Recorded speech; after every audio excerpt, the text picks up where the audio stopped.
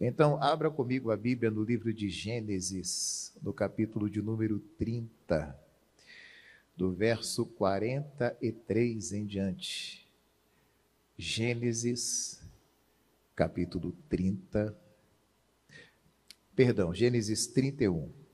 Gênesis 31, verso 43. Gênesis 31, verso 43. O pacto entre Labão e Jacó em Galeede. Diz assim, olha, então respondeu Labão e disse a Jacó: estas filhas são minhas filhas, e esses filhos são meus filhos. E esse rebanho é o meu rebanho, e tudo que vês, meu é. E que farei hoje a essas minhas filhas, ou aos filhos que tiveram? Agora, pois, vem, e façamos concerto, eu e tu, que seja por testemunho entre mim e ti. Então tomou Jacó uma pedra e erigiu-a por coluna. E disse Jacó a seus irmãos: ajuntai pedras. E tomaram pedras e fizeram um montão, e comeram, ali sobre aquele montão. Eles comeram ali. Verso 47. E chamou-lhe Labão Jegar Saaduta. Isso significa o monte do testemunho em aramaico. Porém, Jacó chamou-lhe Galeede, que também quer dizer monte do testemunho, só que em hebraico. Então disse Labão: este montão seja hoje por testemunha entre mim e ti. E por isso se chamou o seu nome Galeede.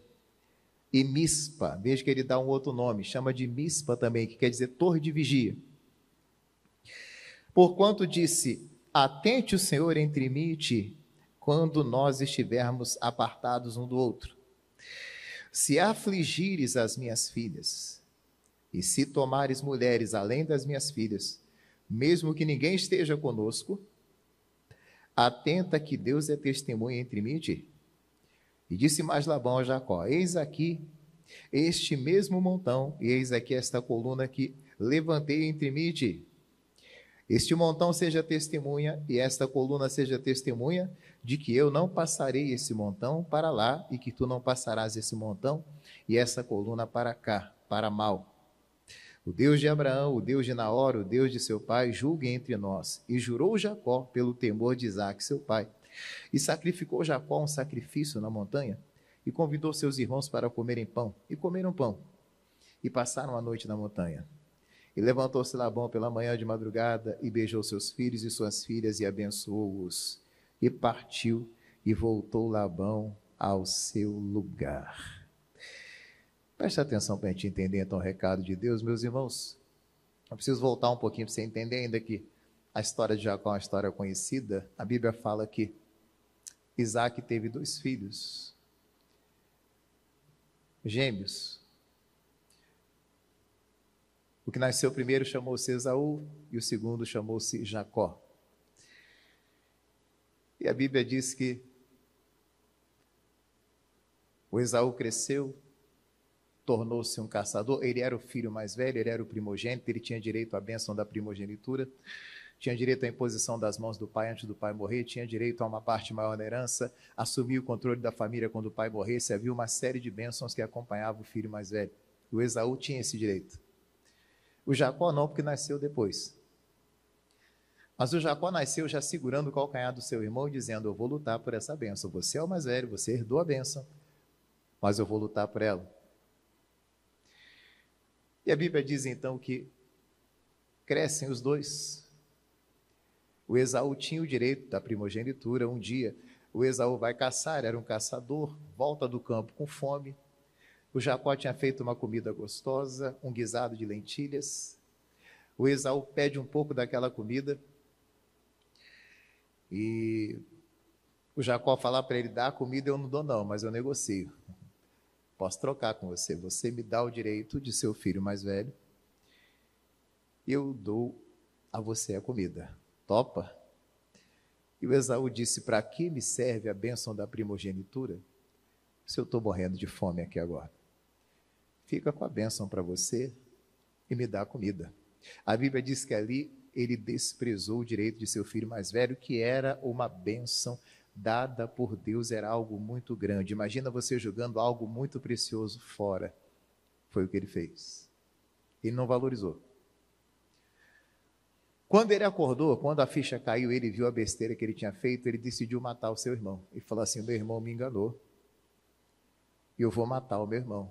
Quando meu pai morrer, eu vou matar o meu irmão, porque ele roubou a minha bênção, ele tomou a minha bênção. Então, o Jacó, para não morrer, ele recebe uma orientação da mãe dele e do pai dele que ele devia fugir. Porque o ódio do irmão era grande, o irmão queria matá-lo, então, para não acontecer uma morte em família, a mãe e o pai orientaram: vai lá para a terra de Harã e fica lá. Teu tio tem uma fazenda lá, meu irmão, fica lá. Até que se passe a ira do seu irmão, você fica lá. E o Jacó faz assim, irmãos. Ele foge sem ter nada nas mãos, chega lá na terra do tio dele, vai até a fazenda do tio dele, e lá ele começa do nada, ele começa do zero. Ele não tinha nada quando chegou lá. A Bíblia diz que ele gostou muito de uma de suas primas, a mais nova, chamava-se Raquel. E a Bíblia diz que ele fica um mês ali com o tio dele, e o tio dele fala assim: olha, você está aqui trabalhando para mim, mas você não vai ficar aqui trabalhando de graça. Me diz o que você quer, como é que a gente vai fazer, qual o teu salário. E o Jacó então fez um acordo com seu tio Labão. Olha, vamos fazer o seguinte: eu vou trabalhar para você de graça por 7 anos, porque para você casar na época você tinha que pagar um dote para o pai da noiva, senão você não casava. Não tinha dinheiro. Eu vou trabalhar 7 anos de graça para se casar com a sua filha mais nova. E o Labão consentiu, tudo bem. Só que depois que ele trabalhou 7 anos de graça, o tio dele, o Labão, o enganou. Na noite de núpcias, o Labão deu a filha mais velha, colocou um véu no rosto da moça, e ele só foi saber que não era aquela que ele queria no dia seguinte. E aí ele foi lá para reclamar: ué, Labão, eu trabalhei durante 7 anos de graça para ter a sua filha mais nova, e você me enganou e me deu a filha mais velha, não é ela que eu quero? Por que você fez assim comigo? E o Labão falou: olha, não, aqui na nossa terra o costume é esse, a mais velha tem que casar primeiro. Eu não posso casar a mais nova primeiro. Mas isso é fácil de resolver. Você trabalha mais 7 anos de graça para mim. Aí fica tudo certo, você fica com as duas. Jacó não tinha opção, trabalhou mais 7 anos de graça. Ele recebeu ali a Raquel, mas trabalhou mais 7 anos de graça. Então, por conta disso, ele acabava tendo 2 mulheres. Só que uma, a Bíblia diz que era estéril, e a outra dava filhos e tal. Né? A Léia dava filhos, a Raquel não dava. Depois aconteceu uma série de coisas, eu vou ter que encurtar aqui, não vou poder contar tudo.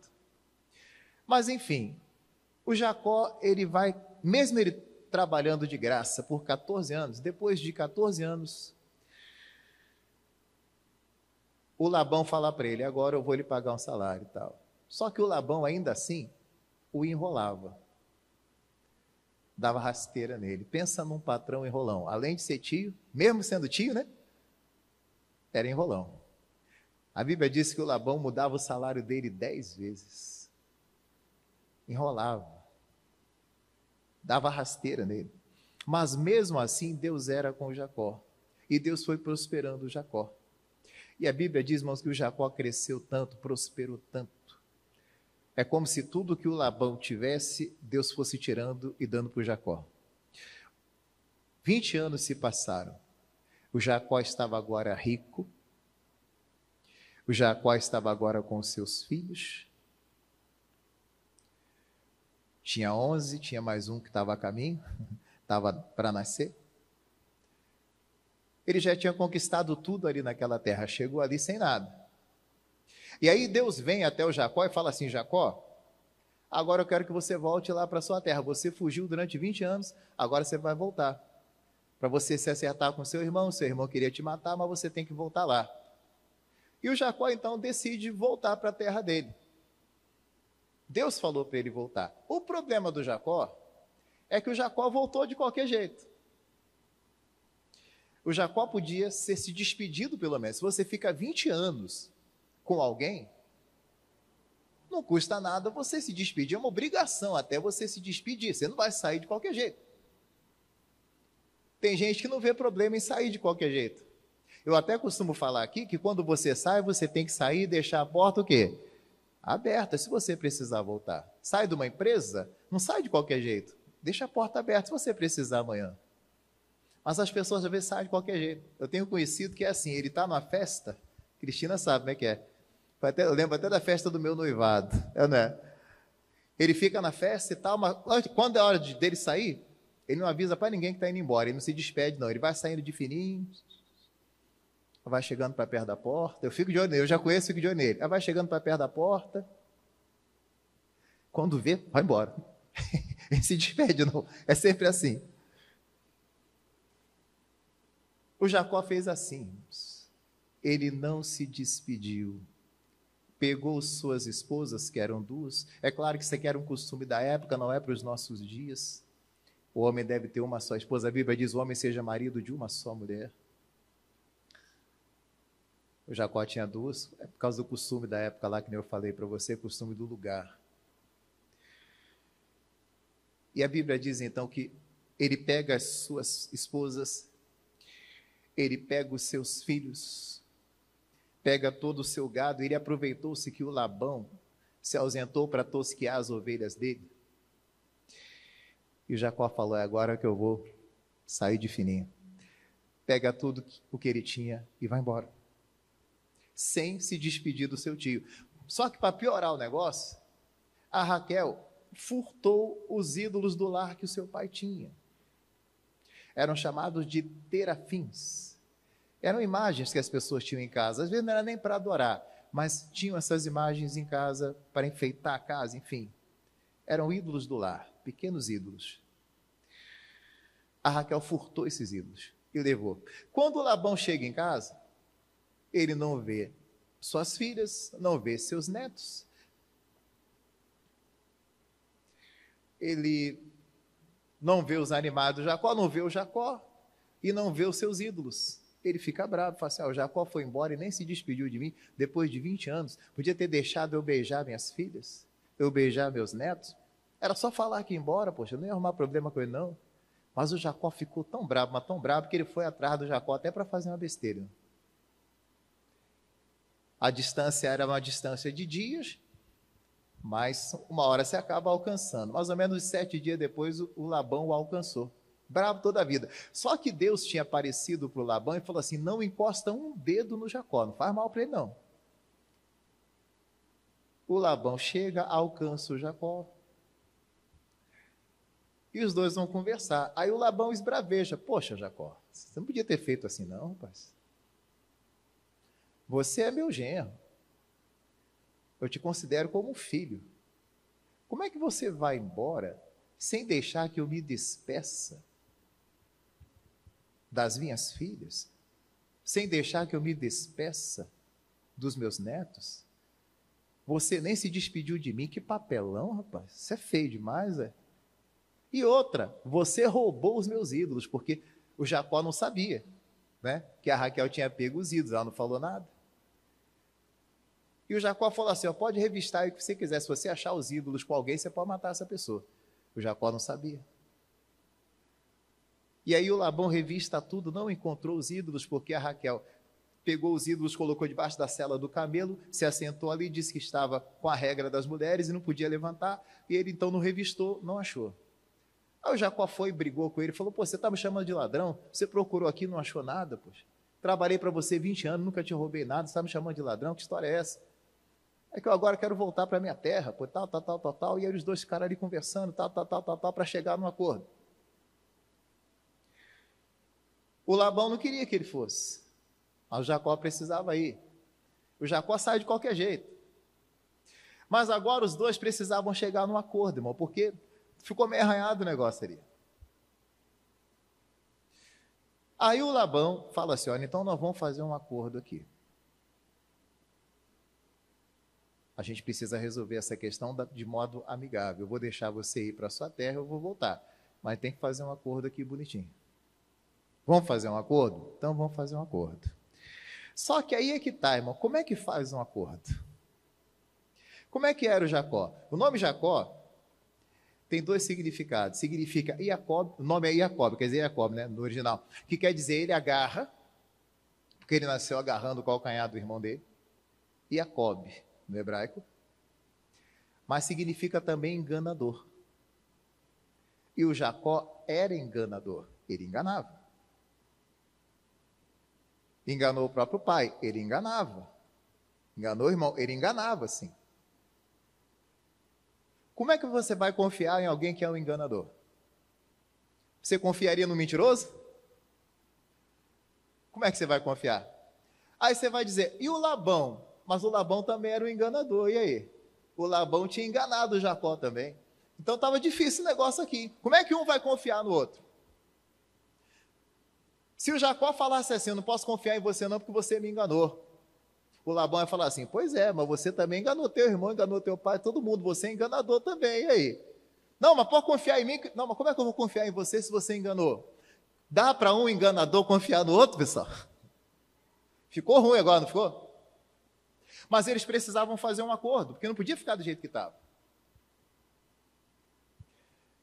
Aí você leu comigo aqui que o Labão, aqui houve até uma sabedoria nele, e o Labão falou assim, o Jacó pegou uma pedra, colocou aquela pedra como se fosse uma coluna, falou para o Labão fazer a mesma coisa, colocaram várias pedras, como se fossem colunas ali, fizeram um montão de pedra.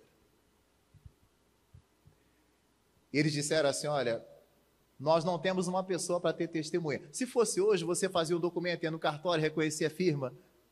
Não tinha nada disso. Como é que o Jacó ia cumprir o prometido, se ele era um enganador? Como é que o Labão ia cumprir o prometido, se ele também era um enganador? Será que amanhã ou depois o Labão não ia vir atrás do Jacó para matar o Jacó de novo? Como veio ali na ocasião? Será que o Jacó não ia largar as duas filhas dele desamparadas? E abandonar as duas filhas dele? E qual pai que quer as filhas desamparadas? Então ficava aquela incerteza dos dois lados. Então eu falo assim, para acabar com isso, vamos fazer o seguinte. Vamos botar essas pedras aqui. E essa pedra, esse monte de pedra, vai ser a nossa testemunha. Aí o Labão fala sério com o Jacó. Olha só, Jacó, vem cá. Se você maltratar as minhas duas filhas, essa pedra aqui está vendo, hein? Essa pedra aqui é testemunha. Está vendo a pedra aqui? Não tem gente aqui, não. Não tem ninguém para ser testemunha. Não tem pessoas aqui. Só está aqui as minhas filhas e tal. Não tem ninguém para testemunhar. Mas a pedra está vendo. Se você maltratar as minhas filhas, a pedra está vendo que você maltratou. Se você fizer mal para elas, se você arrumar outra mulher além das minhas filhas, se você trair, se você adulterar, você está diante da pedra aqui, a pedra vai estar vendo. E essa pedra vai ficar aqui por testemunho. Eu não vou passar daqui para lá para te pegar. Estava até aborrecido contigo, mas não vou. E você também não pode passar daqui para cá mais não. Tipo assim, eu não vou na tua casa, tu não vai na minha. Vamos ficar para lá. Você fica, o limite é aqui.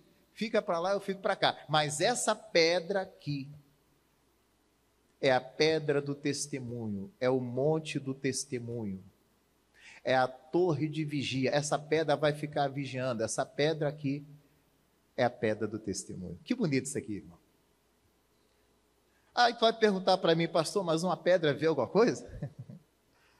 A pedra é um ser inanimado, não é? A pedra não enxerga nada. Mas isso aqui tem algo espiritual aqui. O Labão, quando ele coloca uma pedra, e o Jacó, quando consente em ter uma pedra como testemunha, ali a pedra estava sendo testemunha de um acordo. Que pedra é essa no mundo espiritual? Você sabe que a pedra representa o nosso Deus. O nosso Deus é uma rocha eterna. A Bíblia diz que Jesus é a pedra de esquina. Estava apontando para Jesus essa pedra aqui. Ele é a pedra de esquina. Qualquer esquina você encontrava. Era a pedra que era usada nas construções, era a pedra principal da construção. Para começar uma construção, você tinha que ter uma pedra de esquina. Sem a pedra de esquina, você não começava. Sem Jesus, você não começa nada. A pedra principal é Jesus. Veja que o Labão estava dizendo, então, essa pedra é testemunha. A pedra é o nosso Deus, irmão. Por que a pedra é o nosso Deus? Porque a pedra não muda. A montanha não muda. O nosso Deus é como uma montanha. A Bíblia não fala, se confiam no Senhor, são como o monte Sião que não se abala. A montanha não muda. Se você olhar uma montanha hoje, a montanha está de um jeito. Se você olhar daqui a um tempo, mesmo com sol, mesmo com chuva, com vento, com tudo, a montanha continua do mesmo jeito. Ela não muda.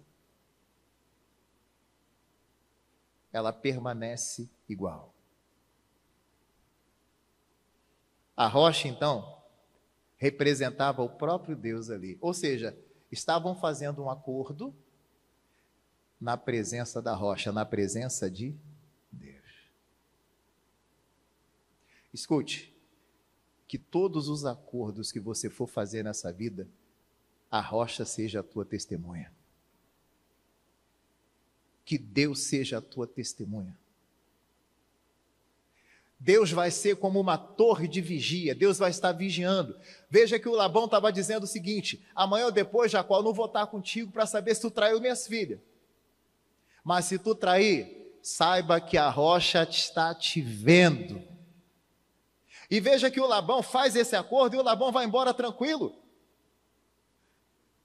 Por que ele estava tão tranquilo? Era uma rocha, mas não era uma rocha comum, aquilo ali tinha um símbolo. A rocha é o nosso Deus, irmãos. Qualquer acordo que você fizer nessa vida, que a rocha de Israel esteja presente. A rocha é o próprio Jesus. A Bíblia diz que quando o povo teve sede, Deus mandou Moisés ferir a rocha, feriu a rocha, saiu água. A rocha é o próprio Jesus. A rocha ferida na cruz, jorrando água de salvação para mim e para você. Ele é a rocha, irmão. Os seus acordos, suas alianças, têm sido diante da rocha? Diante de Deus? Ou Deus não está presente? Você fez um acordo com uma pessoa, você começou um relacionamento, mas Deus não estava lá, a rocha não estava lá. Não vai dar certo. Faltou o principal, que é a rocha, que é Jesus. Isso fala de qualquer acordo, um acordo sentimental, acordo para casamento, qualquer acordo que você for fazer. Se a rocha estiver lá, você não vai ser enganado. O Labão tinha certeza que não seria enganado. Até porque, volto a dizer, eram 271, meu irmão. Como diz o carioca, o camarada dava nó até em pingo d'água, vendia geladeira para o esquimó. Os camaradas entendiam de golpe. Jacó era uma brincadeira não, e o Labão também. 2 enrolões. Como acreditar no enrolão? Por isso ele recorreu à rocha. É como se o Labão tivesse assim: eu sei que você não é um camarada muito confiável não, mas se a rocha estiver te olhando, você não vai vacilar. Diga glória a Deus, ó. Que a rocha esteja olhando para você, que a rocha esteja vigiando você. Isso traz temor para o meu coração. Peraí, a rocha está me vendo? E é curioso isso, porque o Jacó era o enganador, o Labão era o enganador. Mas se nós não vigiarmos, nosso coração nos engana também. A Bíblia diz que enganoso é o coração mais do que todas as coisas e desesperadamente corrupto. O coração engana você. Às vezes você acha que gosta e não gosta nada. Ou achava que não gosta e depois descobre que gosta, aí já largou, enfim, às vezes. Quantas pernadas teu coração já te deu nessa vida? O que você tem que fazer então? É confiar na rocha, irmão. O Labão falou assim: olha, eu não confio em você não, Labão, o Jacó, porque tu é enrolão. Mas a rocha está aqui, hein? Se você vacilar com as minhas filhas, a rocha está aqui como testemunha. Se você maltratar minhas filhas, eu não vou estar lá para ver você, você vai estar longe. Mas se você vacilar, você está diante da rocha. E olha que curioso, você vai ver que o Jacó não vacilou. Até o fim, o Jacó guardou direitinho, até que morressem ali as esposas. Você vai ver que Raquel morreu mais à frente. O Jacó se manteve fiel, irmão. Não vacilou, não. E o Labão também não foi atrás dele para matá-lo, não. Eles respeitaram aquilo que foi feito diante da rocha. Acordos feitos diante de Deus são respeitados, irmãos. Porque o nosso Deus é um Deus de respeito. E qualquer acordo que você fizer diante dele, esse acordo vai ser mantido, vai ser respeitado. Veja, nós somos como Jacó em algum momento. Às vezes você não confia em você mesmo, você vai dizer, pastor, não confia em mim. Lembra daquela música do Tales? Pai, eu não confio em mim. Eu posso vacilar, eu posso tropeçar, mas se a rocha estiver me olhando, eu não vou tropeçar. Se a rocha, que é Jesus, estiver olhando para você, você não vai tropeçar. Agora entenda, avalie os acordos que estão diante de você, avalie as propostas que estão sendo feitas para você. A rocha está diante delas? Deus está presente nesse negócio? Ah, pastor, é para ganhar muito dinheiro, mas Deus está nesse negócio? Eu já vi pessoas rejeitarem muito dinheiro porque sabiam que aquilo ali Deus não estava no negócio. Lembro de uma irmã em Cristo, ela recebeu uma proposta milionária uma vez, mas ela sabia que aquilo ali vinha do diabo. Ela disse, não quero não. A Bíblia diz, o homem não pode receber coisa alguma se do céu não lhe for dado. Mas era rentável, era muito dinheiro? Era. Mas a rocha não estava presente. A rocha tem que estar presente, irmão. Lá em João 2, no casamento mais famoso da Bíblia, o vinho faltou, não tinha vinho, mas a rocha estava presente. Jesus estava lá, transformou a água em vinho. A rocha tem que estar presente, irmão. Se a rocha estiver presente, quando faltar água, ele vai estar lá para jorrar água para abençoar você. Se faltar o vinho, ele vai estar lá para transformar água em vinho para você. A rocha tem que estar presente. Ele tem estado presente em seus acordos? Ou você está fazendo o acordo deixando Deus de fora, deixando a rocha de fora? Ah, pastor, mas eu estou fazendo o acordo com alguém que não é um Jacó nem um Labão. É alguém da mais alta confiança. É? Quantas pessoas de confiança já vacilaram? Amém? Quantas pessoas de muita confiança tropeçaram?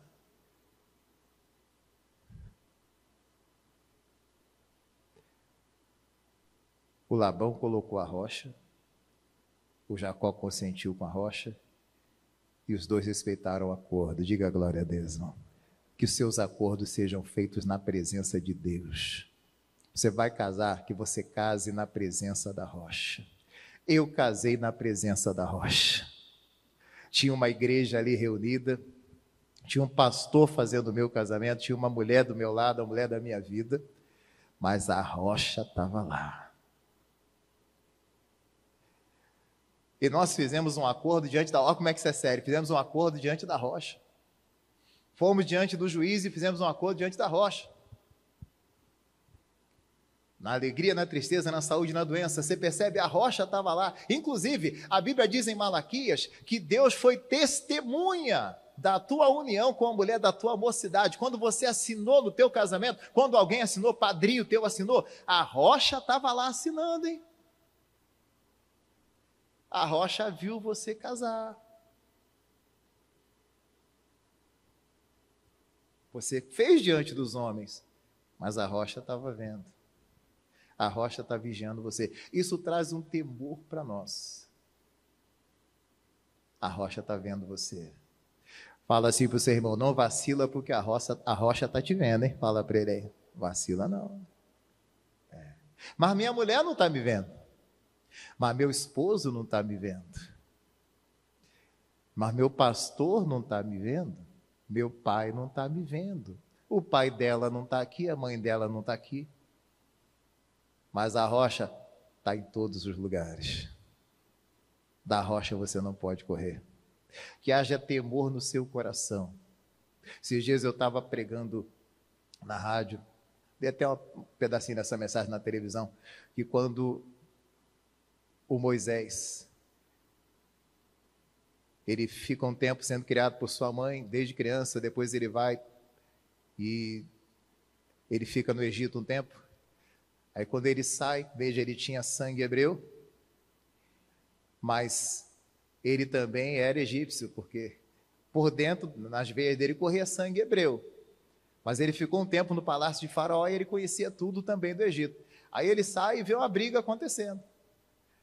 Um egípcio brigando com um hebreu.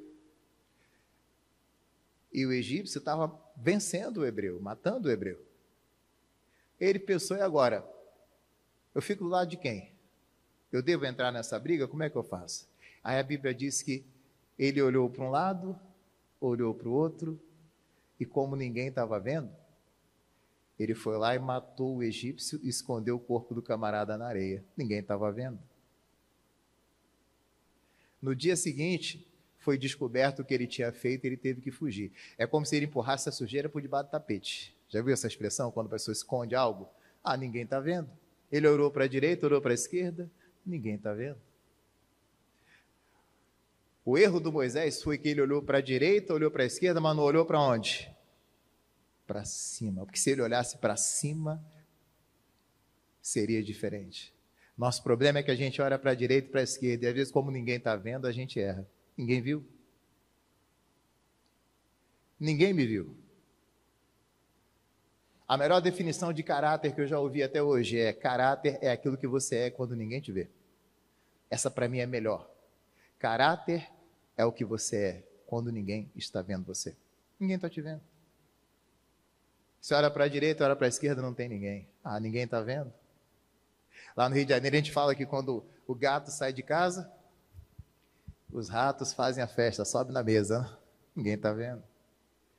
Mas a rocha está vendo, amém, meus irmãos?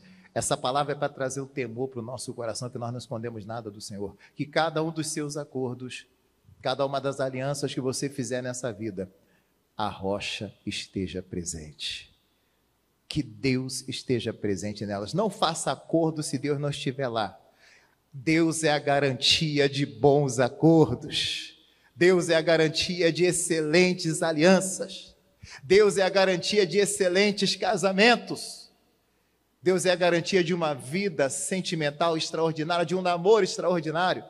Comece com a rocha tem que estar lá. Ele é a pedra de esquina, ele é a pedra principal. Se ele não tiver, você não vai ser feliz, você não vai se realizar. A rocha tem que estar lá, meu irmão.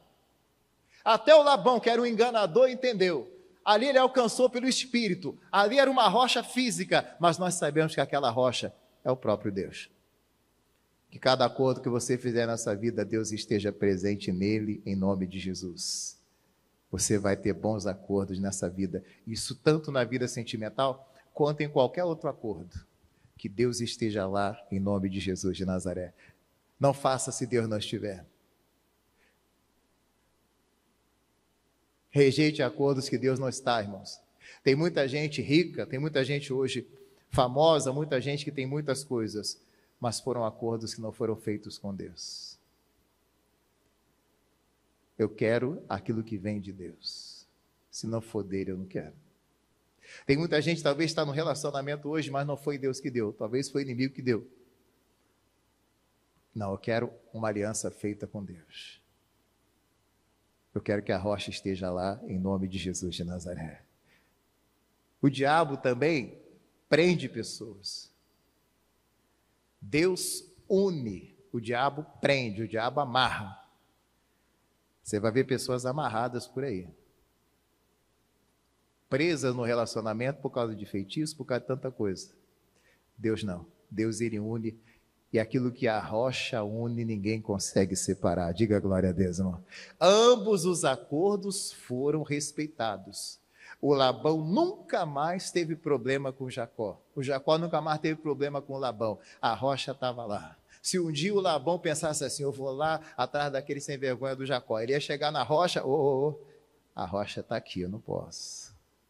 Se o Jacó pensasse assim, eu vou aqui vacilar, tem uma moça mais bonita ali, não. Eu fiz um acordo lá diante da rocha, eu não posso falhar, eu não posso fracassar. A rocha está me olhando, amém, meus irmãos? Respeite a rocha, ela está olhando você. Pensando assim, você não vai tropeçar. Pensando assim, você não vai cair. Mas meu pai não está me vendo, minha mãe não está me vendo. Mas a rocha está olhando para mim. Que os seus acordos sejam feitos na presença de Deus. Que Deus te dê uma vida sentimental na presença de Deus. E quando você encontrar uma pessoa, que o seu relacionamento, que a sua união aconteça, que o acordo que você fizer com a pessoa seja um acordo na presença de Deus, uma aliança diante da rocha, em nome de Jesus. Essa vai ser bem sucedida. A rocha é a garantia de que tudo vai ser bem sucedido, que tudo vai dar certo, em nome de Jesus. Amém, meus irmãos? Vamos aplaudir a palavra, essa é a palavra de Deus para nós.